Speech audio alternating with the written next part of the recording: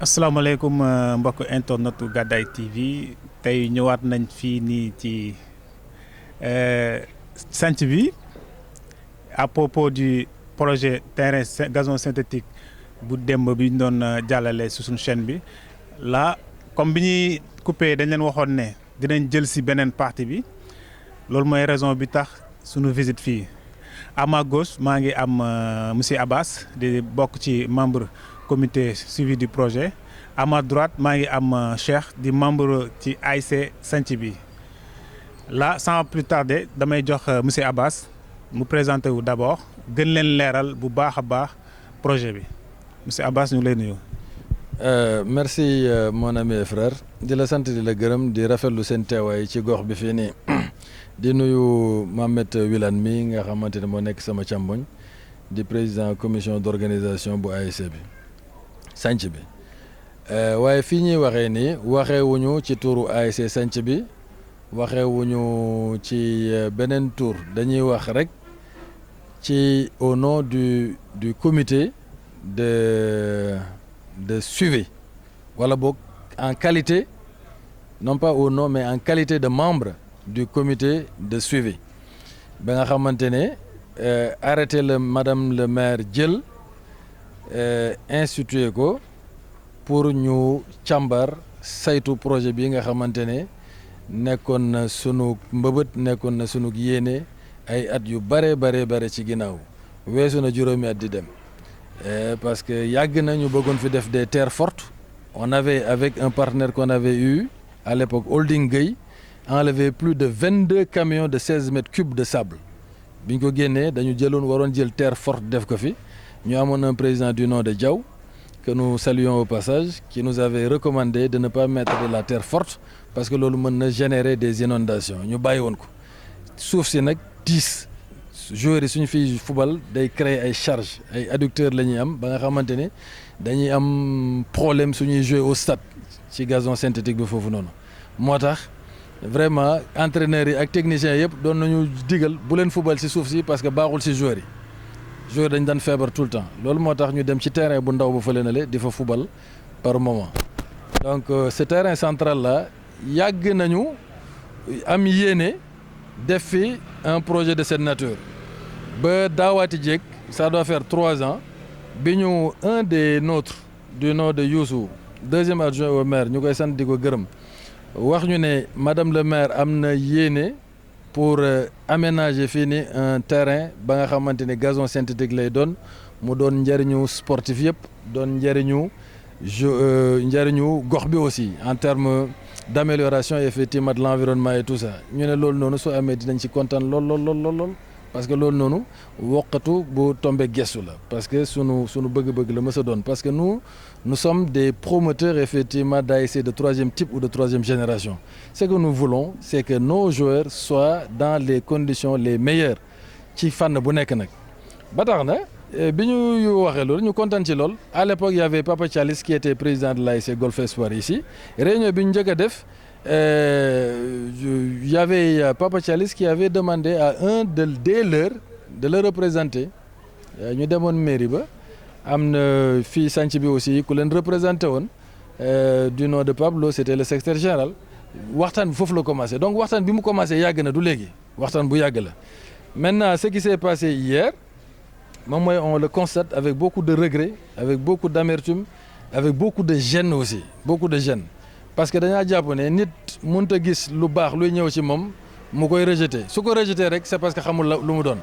comme xamul lu mu doon c'est normal mu rejeter ko donc suñ ko rejeter rek ñun suñu wàllu bopp dama jàpp ne on a failli parce que on n'a pas communiqué comme cela se devait ñun nag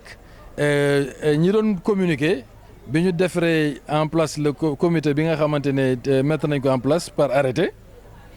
il y a eu des personnes ressources au nom de 4 daanaka man ci personne ressource yi laa bokk même si je suis de l'ASC Santhie parce que man awma territoire Santhie bi Golf Espoir benn la ci man parce que ñun bi ñu fiy yëngatu benn ASC la woon et on a toujours considéré cela comme étant une seule entité d'ailleurs moi j'ai du mal à considérer toujours qu'on a 2 entités pour man benn lañ ñoo bokk ndey ñoo bokk baay ñoo jàngandoo fowandoo defandoo lépp benn lañu ñoo bokk les mêmes préoccupations on partage les mêmes aires géographiques le même espace aussi sous ce rapport-là je me suis même moi-même j'ai voulu même me considérer comme étant une personne ressource donc en qualité de personne ressource on a 5 autres membres de chaque ASC plus 3 autres personnes ressources plus le chef de service technique bu mairie bi xam nga kooku noonu c'est un dispositif très étoffé réunion yu ñu def fii nii c'est moi qui l'ai présidé deuxième bokk bu njëkk bi c'était sous la présidence de Youssou en sa qualité de deuxième adjoint au maire accompagné effectivement du secrétaire municipal et d'autres élus qui étaient là au nombre de 3 si je ne me trompe plus le service technique bi ñu waxtaan bi neex lool ak le promoteur ñu bëggoon nag ay garanties en termes effectivement d'information par rapport ak nu mbir yi tëddee dimensionnement terrain bi condition de réalisation yi ñu waxtaan ci loolu lépp ba ñëpp jàppoon ne vraiment macha allah lenn rek moo ci desoon moom mooy ñu jox ñu des éléments de précision par rapport au contour loolu noonu ñu bi ñu réunir après ñun on leur a dit écoutez il faut nous revenir avec des informations beaucoup plus claires et beaucoup plus certaines par rapport effectivement au terrain après su démarrer peut-être ëllëg on va réfléchir maintenant sur les conditions d'exploitation et d'utilisation mais il nous a donné vraiment des éléments d'information et fii nii damay glisser tuuti wax ne actuellement nii au niveau de Sam Notaire je suis le président du comité local de certification citoyenne donc je connais bien le fonctionnement de la mairie wala boog am na lu ma ci xam mais de mémoire te lu ko jiitu aussi j'ai été président de conseil communal de la jeunesse mais de mémoire projet n'a été aussi inclusif et aussi transparent man boog ci li ma xam ci li ma gis ci li ma fekkee fii nii ci Sam Notaire jamais un projet n'a été aussi inclusif et aussi transparent si vous voulez même le DAO là tous les éléments maquettes ainsi de suite lépp ça est dans notre groupe WhatsApp ku ci nekk am nga ko. léegi donc attendez ma relancer la foofu tuuti. projet bi ni nga ko waxee nii clarification bi nga ci joxe leeraay bi ñu ci joxe fiabilité bi ñu ci joxe yow nga ñoom ñu mën a proposer projet bi ASC bi bañ ko wala boog jeunes yi bañ ko manque de communication la wala ñoom dañoo xamul amuñu information yow yi nga am. non man dama jàpp ne il s'est passé quelque chose parce que ki nga xamante ne moom moo doon wax on a tenu des réunions ici mais bañu ko woon. on était là ensemble bañu ko woon. le président. oui à dire vrai li ñu jàpp bañu ko li ñu jàppoon moom mooy que ne ni mu ko demandé ñëpp demandé ko man tamit ma demandé ko moom mooy on demandait au promoteur de nous revenir avec des éléments de clarification par rapport au dimensionnement du terrain parce que quelques personnes pensaient que les dimensions étaient réduites est-ce que le terrain est réglementaire ainsi de suite si loolu noonu la woon mais sur l'essentiel les gens étaient foncièrement favorable parce que dañu jàpp ne ngëneel la pour les sportifs ngëneel la pour ñëpp te conditions d'utilisation yi mag ñi doon wax ñëpp nee nañu dinañ def suñu kéem kattan ba xale yi ñoom ñu gis seen bopp tout ça on a pris en compte xam nañu ne suñ ko fi defee nos enfants si on les prive effectivement du terrain ils risquent effectivement de se retrouver à la plage tous ces éléments sont pris en compte amul élément dama ne bu ñu jëlul en compte lu nekk waxtaanee nañ ko fi y a pas de cantinisation y a pas effectivement de prédation effectivement foncière y a absolument rien à notre connaissance qui nuit effectivement à l'environnement et à l'intérêt général. donc selon le projet monsieur Abbas bu paree woon du nekk terrain comme ñoom bi ñu ko waxee terrain bu ñuy privatiser. non je dis que ne il y a un comité de gestion qui allait être mis en place un comité de gestion composite qui prend en charge effectivement toutes ces questions-là soo amee infrastructure bu baax mais quand je disais tout à l'heure que ñun dañaa bëgg nekk des ASC de troisième type et de troisième génération xam nañ ne ASC xëjul ci poche ASC xëjul ci poche su fekkee da ngaa nekk président bëgg chaque jour di génne di joxe mais soo amee possibilité am quelque part où effectivement prendre en charge les frais médicaux de tes joueurs prendre en charge tes regroupements prendre en charge les déplacements de tes joueurs prendre en charge effectivement les frais de fonctionnement de ton équipe mais tu ne vas pas dire non certainement tu ne vas pas dire non donc il allait y avoir certainement une réflexion par rapport à cela voir comment amortir le projet et voir aussi comment permettre à l'ASC Golf Espoir d'avoir des rentrées de fonds leur permettant effectivement de prendre en charge ces besoins-là mais permettre aussi à l'ASC Santhie bi d'avoir bien entendu des subsides pouvant bien entendu prendre en charge ak li ci mairie bi aussi di am parce que spectacle soo koy organiser fii forcément war nañ ci am juute ak lu ni mel donc loolu noonu mais loolu noonu xel da koy nangu mais même soo defee loolu noonu aussi da ngay jël en compte les ñi fi dëkk xale yi parce que le droit au sport est consacré du dëgg loolu noonu lu ñuy waxtaanee la parce que moom il avait pris l'engagement que ne dafay bokk ci comité bi nga xamante ne ñoom ñooy def le premier draft relatif effectivement ak les conditions d'utilisation ak comité de gestion bi nan lay composé woo ainsi de suite et tout ça mais nan la ñuy utiliser terrain bi une fois que ñu inauguré ko ñu def ba ñu remettre ñu les clés loolu noonu il avait pris l'engagement ici présent en pleine réunion que ne bokk na si ñi siy réfléchir. Le président. Je fais allusion à mon ami et frère Ali Diaw bien entendu hein? C'est un camarade d'enfance aussi du dëgg alors donc li ñu jàpp rek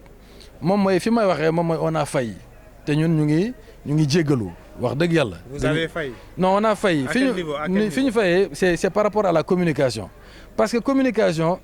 dafa war a toujours optimale il faudrait que ñi nga xamante ne war nañu yëg dañu war a yëg parce que suñu yëgulee rek ça peut créer un blocage et ça s'est passé comme ça en tout cas man li ma jàppoon dans sama gis-gis moom mooy Ali se charger effectivement comme ñoom ñoo nekk ci terrain bi tout le temps ñi fay nekk moom en sa qualité de responsable moral de l'ASC Golf Espoir d'échanger avec ces jeunes-là de leur parler s'il y a des difficultés qu'ils m'appellent ou bien qu'ils appellent quelques autres personnes effectivement du comité pour qu'ils viennent effectivement en rescousse et lui donner effectivement des arguments supplémentaires pour que les jeunes puissent comprendre que ça y va de leur intérêt que ça y va de l'intérêt effectivement des populations que ça y va de l'intérêt effectivement de la zone bon beneen côté bi fii nii pyrotechnique Golf Nord 1 Golf Nord 2 quartier Alsine Nia quartier Magamou Gueye doo fi dégg kenn ka nga xamante ne dana la non je suis en défaveur y en a pas parce que on a des groupes WhatsApp très organisés le débat a été posé à l'intérieur les plans partagés le DAO partagé tous les éléments d'information ont été partagés et dans ces groupes-là il n'y a pas une seule personne qui dit non par rapport à ce projet par contre ils sont tous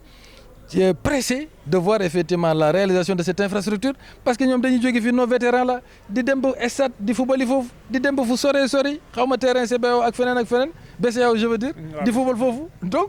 ñoom suñu amee à proximité une infrastructure de dernière génération de qualité supérieure mais ils applaudissent et ils disent bravo et ils remercient le ciel effectivement d'avoir permis effectivement ce projet de voir jour loolu moo tax man de mon côté may wax ne peut-être que si on avait aidé Ali dans son travail de sensibilisation et d'information si on avait nous aussi considéré que ces gens-là aussi on devrait leur parler peut-être qu'il n'y aurait pas effectivement de veto de leur part ou d'objection de leur part par rapport à ce projet qui de toutes les façons est très bon pour le quartier leneen yenn éléments yi nga xam ne xale yi wax am nañu ko fa wax moom mooy dañ fay def ay cant wala ay xadara wala de mais je rappelle que stade Amadou Barry dañ fi organiser xadaratu juma stade mën nañ fi def lu nekk terrain lay doon mais terrain boobu noonu mën nga fa sax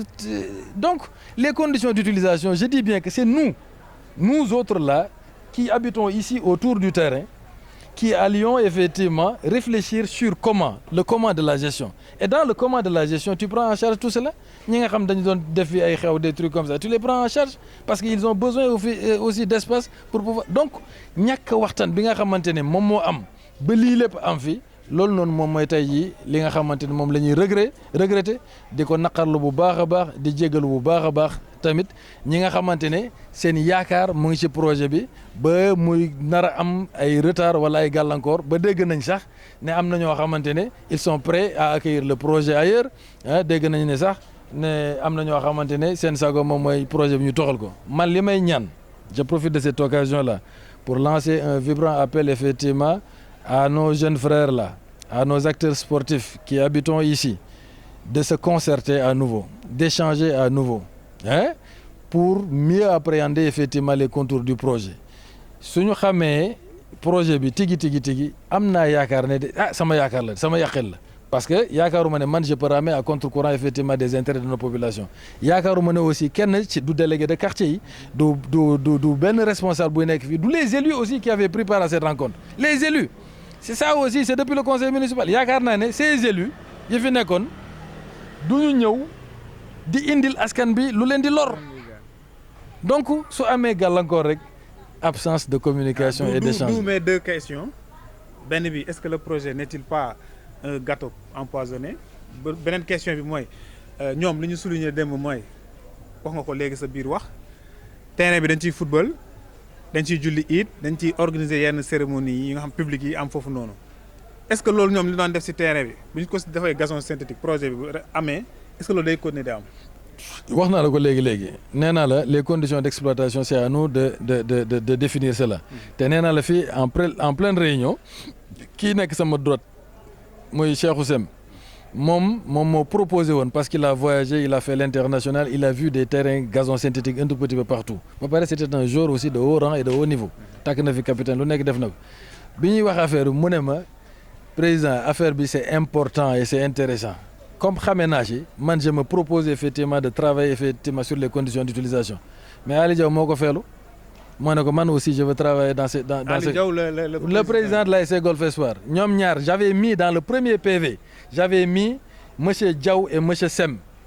au nom du comité allait faire moom moo ma rappelé ne ma nañ def rek nañ dindi nom yi nañu def rek tour nañ def rek au nom du comité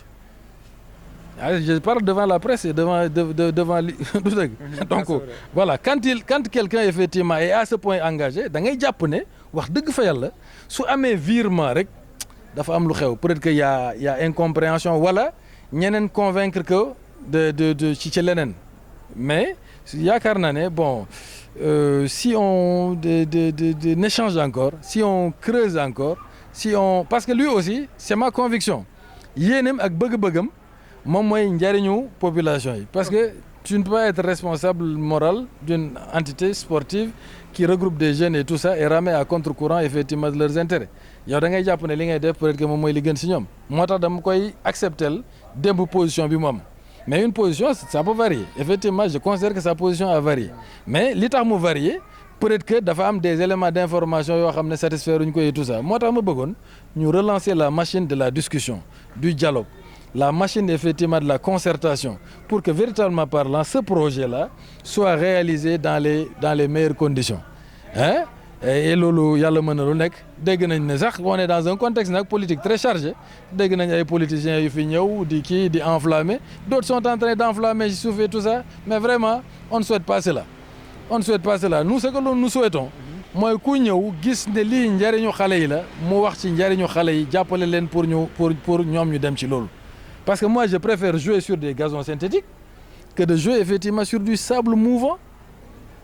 ça c'est du dëgg donc voilà donc c'est ça aussi loolu noonu laa bëggoon wax di leen di sant di leen di gërëm di baalu ñëpp ak aussi di baalu ak aussi vraiment tous nos jeunes supporters ak nos vétérans et au-delà ñi nga xamante ne ñoom seen xel ak seen xalaat mu ngi ci projet bi te seen yéene moom mooy mu sotti ci ni mu gën a gaawee di leen wax ne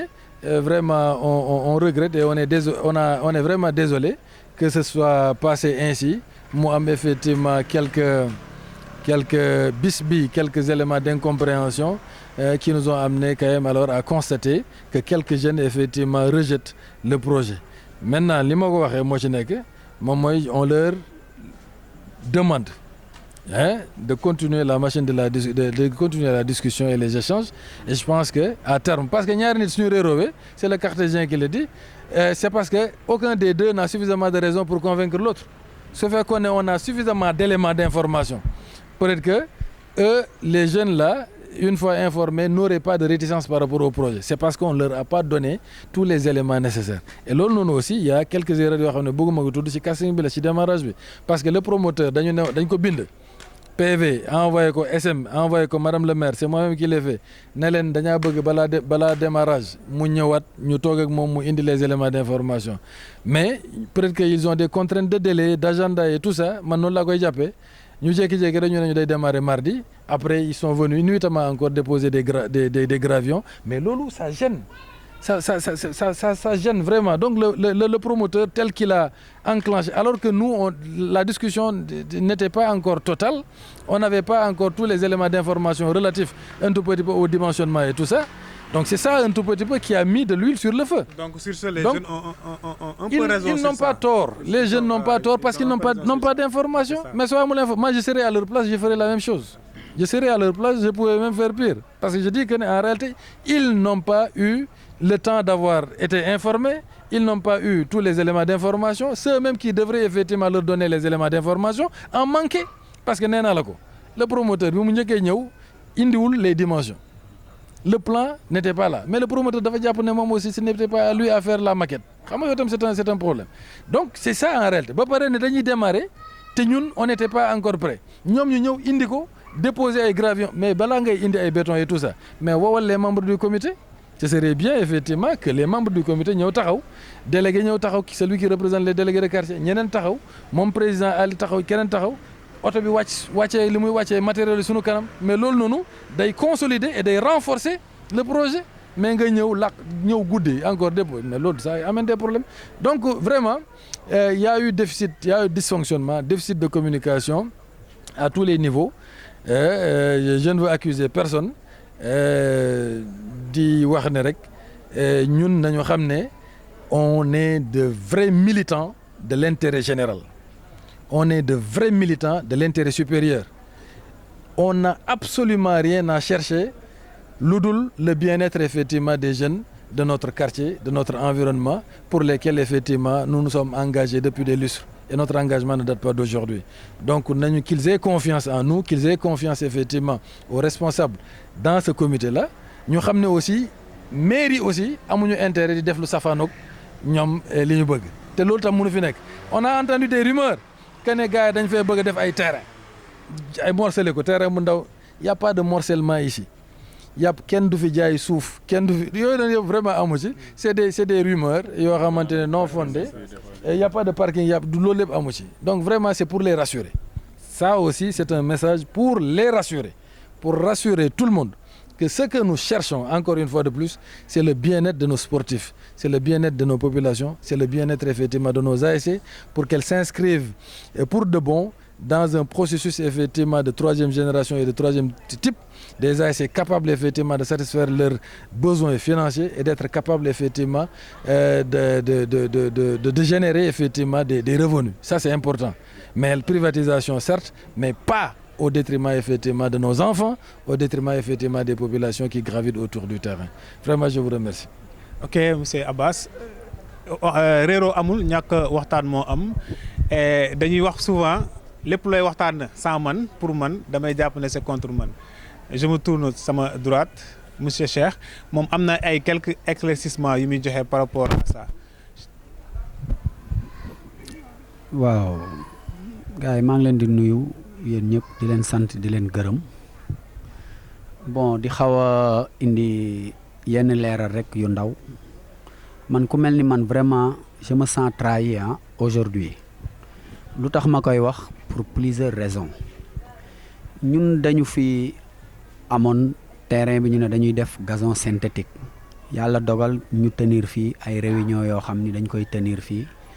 nit ñi di ñëw tout le temps nit ñi di ñëw comprendre na ñu am nag affaire yu bari yoo xamante ni nii dañu ko waxtaanee à ma grande surprise tey dama jekk rek gis benn vidéo buñ dugal YouTube Ali Diaw taxaw si di wax ak plusieurs jeunes Ali nag bon ñoo yarandoo si quartier bi ñoo fi dëkk ñoo jàngandoo ñoo bokkoon école ñun ñëpp kon daal ay morom la naa amuñu benn problème nag xam nga lenn rek moo ma si xaw a gêné mooy projet bi ñun dañ si doon liggéey ba nga xamante ni nii dañ dem benn moment bi dañ ni sax comité de suivi bi ñun dañuy suivre projet bi nu mu waree ba nga xam ni dañoo désigné woon ay personnes yoo xamante ni nii ku si nekk am nga liggéey bi nga xamante ni nii nga waroon a def Ali Diaw il était 100% si projet bi ba tax na amoon nañ si ay questions yoo xamante ni nii te yooyu mënta ñàkk projet bépp boo teg si àdduna dina am ay yoo xamante ni nii mënta ñàkk chaque jour rek dina am yoo xam ni ay réglage lay doon xam nga ñun benn moment bi dem nañ sax ba nga xamante ni nii comité de gestion bi ñu xool ñun terrain bi après bu paree nan ak nan lañ koy gérer man yàlla dogal ma daan ni man côté boobu bëgg naa si bokk comprendre nga li ma la wax ñu daan ni ma garaawul mën nga si liggéey Ali en personne moom moo jug ni moom it bëgg na si liggéey ma ni ko kon donc bon on va travailler ensemble comprendre travailler ensemble nag buñ koy wax man peut-être dinaa liggéey li ma xam si sama côté moom it mu liggéey li mu xam si côté am du dëgg ñun ñaar bu ñu dajee après bu ñëwee fii ñu proposer comité bi benn affaire boo xamante ne nii comprendre nga dinañ si war a mën a waxtaan à ma grande surprise woowuma waxuma du dëgg tey dama jekki rek gis ko si YouTube bi muy wax loo xamante ne nii vraiment moi sérieusement j'étais vraiment dépassé ah parce que ay nit tamit dama gëm ni chaque jour bu ñu naan politiciens yi nii politiciens yi ne ñun en personne bu ñu waxantee loo xam ni dañ koy tënk ba teg muy suñu kàddu gor comprendre nga loolu dañ ko war a respecter moom mooy président Golf Espoir am na yeneen personnes yoo xamante ni nii dañ leen fa désigné woon léegi booy yi bi nga bu ñu ñëwee ba foofu soxla information moom waroon na leen mën a jox information bi nga xamante ni nii moom jëlee na ko fii bu amee loo xamante ni nii nag dafa manqué moom waroon na kat ñëw si ñun woote ñun ñëpp kay ñu dem daje fa rencontrer booy yi wax ak ñoom parce que aussi noonu lay demee amul benn projet boo xamante ni nii nit ñi dañ siy adhéré à 100% amul ça n'existe pas toujours dina am loo xamante ni nii nit ñi dañ siy d'accord nit ñi duñ si d'accord du dëgg avec le temps nag la nit ñi di xalaat ni ah vraiment affaire bii ndekete baaxoon na fi du dëgg xam nga lu ma la ñun ñëpp gis nañ fi lañ nekk fii Sénégal la du dëgg te man Ali dégg naa ko mu naan moom 1986 la fi nekk ñun ñu koy xamal ni depuis 1983 ñi ngi fi comprendre nga li ma la kon ñun amul dara loo xamante ni nii xamuñu ko fii comprendre nga projet bi nag ñun buñ dee wax terrain bi pour def sport moo tax ñun ñëpp fi lañ màggee fi lañ footballee fi lañ xalangoo fi lañ defee lépp si àdduna du dëgg kon nag buñ naan sport football mooy tax te gëm naa ni buñ dee football amul fenn foo xam ni da ngay dem di fa football si suuf si comprendre nga loolu fii commencement la rek du dëgg loolu lépp dañ fi doon débuté xam nga loolu la buñ fi jógee dañuy dem stade xam nga kon terrain bi li gars yi di wax yëpp si information ay dañ fiy dagg ay cantine dañ fiy dagg ay xaw ma loolu ça n'existe pas c'est assez faux comprendre ay nit aussi boo leen di wax da nga leen di wax dëgg comprendre nga tellement dëkk bi léegi yàqu na si problème foncier ba nga xamante ni nii nit même bu indee projet bu baax sax dafa am ay arrière pensée ni ñii kat dafa am lu ñu jiital si ginnaaw mais non ñun ñu nekk fi Abass a ngi nii du dëgg man projet bi vraiment dama ko gis c'était vraiment intéressant te amul dara loo xamante ni nii gis naa ko si muy loo xamante ni dafa lëndëm même suñu groupe WhatsApp bi keroog ñoom ñi doon laaj ay documents waa ji dafa bombardé documents yépp si groupe WhatsApp bi la wàcc du dëgg xam naa ni ñoom amuñu temps sax lire ko parce que même bu nekkee ay 10 copies wala 15 copies ñoom amuñu temps lire ko lépp kon man vraiment je me sens vraiment trahi comprendre nga la parce que Ali li mu def nii c'est pas normal terrain bi ñun suñuy doom yi suñuy papa yi suñuy mag ñi suñ ñëpp terrain bi pour ñëpp ñoo si am solo te gëm naa ni projet bu mel nii bu amee solo ñëpp lañ si jëloon en compte comprendre nga li ma la ba ñun ñi nga xamante ne nii ñoo waroon gérer affaire gestion bi du dëgg ñoo ñëpp dañ leen di jël en compte parce que kenn du dem bàyyi kenn xam nga lu ma la mais nekk fii si suuf si di football dégg naa fa sax ay joueurs yoo xamante ni ñi ngi taxaw di wax loolu ñàkk ambition sax mënta weesu yow ñu ne la dañ lay indil ay terrain synthétique yow nga naan nañ bàyyi terrain bi nii si suuf si chaque jour suñu joueurs yi on se cache pas dañuy dem ba terrain dañuy am ay problème parce que si suuf si lañ tàmm football boo demee bañ dugal si synthétique bi da ngay am tous les problèmes du monde dañ koy am comprendre nga ñu leen di indil terrain gazon synthétique xam nga dernière génération tegal leen ko fi mu war a nekk loo xamante ni nii dañ ko war a rafetlu comprendre nga li ma la mën nañ ñëw nag ñoom mënoon nañ jege kat comité bi ni kat ñun bëggoon nañ xam lii ak lii ñu leeral leen parce que tey ñoom ñi nekk fi du ñoom ñooy def quartier bi ñi nekk fii yëpp du ñoom ñooy def quartier bi comprendre nga li ma la parce que quartier bi ñu si bari dañ ànd si projet bi kon lan moo tax ay quelques personnes rek ñëw xamaloo la commencé ñu jël wax ji amplifier ko wax si yoo xamante ni amul ça n'existe pas. léegi foofu Cheikh nga baal ma. dafa am sanc bi am Golf Espoir. ñoom ñoo bokk terrain bi. léegi ñaari ASC yooyu. ñoom dañu d'accord ci projet bi waaw wala déet. xam nga ñaari ASC bi foofu dañ fa désigné woon ay personnes Ali Diaw mi may wax nii mooy président Golf Espoir. am na yeneen personnes yoo xamante ni nii dañ leen fa copté woon ñun ñoo doon représenté suñu ASC fii ñu taxaw nii réunion yëpp fii lañ ko teniree amuñu benn problème amuñu ko doo dégg li ma la à ma grande surprise tey laa gis vidéo bi tey nekkuma fi woon vidéo bi dama ubbi YouTube rek gis ko comprendre nga li ma la lu gën a rafet li ma xam mooy bu ñuy liggéey si dara buñ demee ba changement am même nga jege ñi nga xamante ni nii yéen a bokkoon di liggéey si loolu du dëgg ngeen waxtaan nga daan ni kat gars yi waa nangam ak nangam ñu jéem a xool nu ñuy orienté affaire yooyu du dëgg bu dee lu ñu war a jubbanti la ñu jubbanti ko du dëgg mais doo dajale ay nit ay xale yoo xam ni xamuñu dara taxaw fee comprendre nga li ma la te kenn ku si nekk ñoom seen problème mooy xamuñu exactement projet bi mooy lan te dañ leen koy nangul mais ñoom information boobu comme moom mooy personne bi nga xamante ni moo jege woon xale yi moom moo leen waroon wax gars yi kat taxaw leen jox leen information vraiment yi nga xamante ni nii moom lañ tënk fii xam nga la on part dans dañuy dem si information bi ñun mën nañ ko dem fekki comme information bi mën na ñëw comprendre nga ñun nag ñoom kon amuñu woon information bu leer dañ leen ko war a wax parce que amul dara loo xamante ni nii fii dañ ko fiy def muy lu nëbb wala loo xam ni dañ koy làq bëccëg lañ koy def réunion bi ñuy def moom day ñëw ñeneen ñoo xam ni dañ leen copte ñoom ñëpp ba délégué quartier yi sax dañuy ñëw xam nga lu ma la wax lépp dafa nekkoon dañ ko doon liggéey si transparence kon quel que soit alpha rek projet bi projet bu baax la dama koy wax encore une fois projet bu baax la parce que ñun dañ fiy jógee dem ay njaareem dem stade Amadou Barry fépp la ñuy dem di joxe xaalis di fay pour jouer si gazon synthétique xam nga la fii du pour football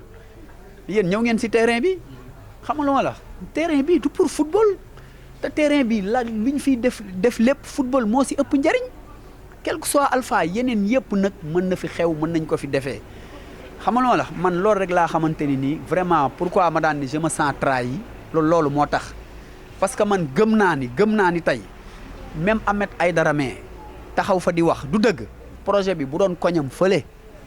comprendre nga li ma la moom day accepter projet bi da koy valider ñun nag nekkuñu si politique gu ñu comprendre nga li ma la nekkuñu si ay politicien nekkuñu sax si genre détail yooyu ñun sport moo ñu ñor sport lañ xam sport la ñuy waxee du dëgg bu doon leneen moo am xamuñu si dara dañuy ñëw taxaw si ginnaaw comprendre nga déglu nit ñi ñu wax bu ñu amee suñu xalaat bu ñu wax ñu indi suñu xalaat mais c'est pas normal ñu mobiliser nit ñi indi fi bruit bu dul jeex léegi après nan la ñuy bàyyi terrain bi nii on va la laisser comme ça jusqu'à quand encore 20 ans 30 ans 50 ans non amul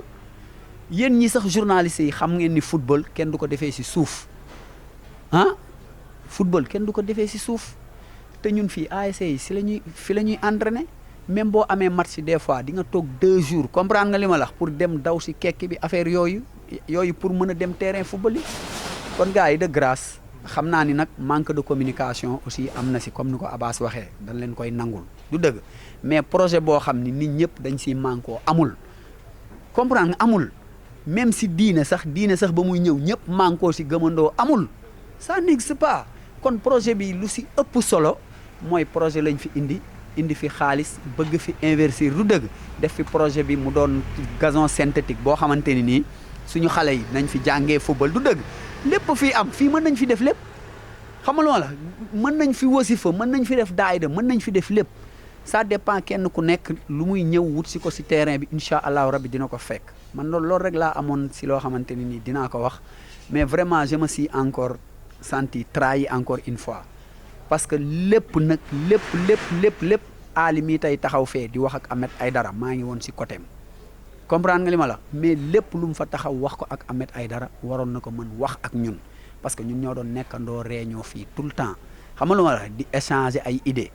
kon moom quel que soit alpha li ma lay wax bu demee ba affaire yi changé rek moom dafa war a ñëwaat waxtaan ak ñun ñu xool ñun nan la ñuy jëfandikoo loolu pour indi si beneen solution parce que problème aussi bu amee pour ñu indi si saafara foog ñu xam ko parce que man vraiment ni mu viré à 90 degrés dama jaaxal si nit un jeune xam nga virement bu mu def ça m'a vraiment surpris ah man sincèrement ça m'a vraiment surpris. mooy démb waaw. tey déet oui te lii bu ko politiciens yi defoon ñu taxaw di leen ŋàññ léegi ay jeunes ñooy taxaw di def ay virement 90 degrés parce que tey boo yëpp ñu ngi fa taxaw di ko déglu muy wax mais tey audio yi ñu yor fii bu ñu ko tegaloon fii si booy yi da naan mais kii nan la mën a waxee lii démb ànd ak ay nit tey mu ñëw wax li parce que ñun duñu ay politiciens football rek ku ñu xam si sport nga ñu xamee. incha allahu rabbi te si sport la ñuy dee bu neexee yàlla ok merci. ok on vous remercie monsieur Cheikh Abass ak sunu Wilane c'était ça notre devoir ñëw recueillir propos beneen côté bi démb côté bële woon côté ñu opposé wu si projet bi ñii noonu lañ ko mën a tuddee ñi d'accord ci projet bi du ma ñaan nag mu nekk histoire boo xam ne dañ naan fin la dañ naan am na suite bi nag dinañ ko xool ci kanam xool ñi ànd ak ñi ci àndul nu muy demee yéen ñi ñuy seetaan foofu laay jaaree ñaanal leen d'abord tàggu leen beneen yoon ci beneen anam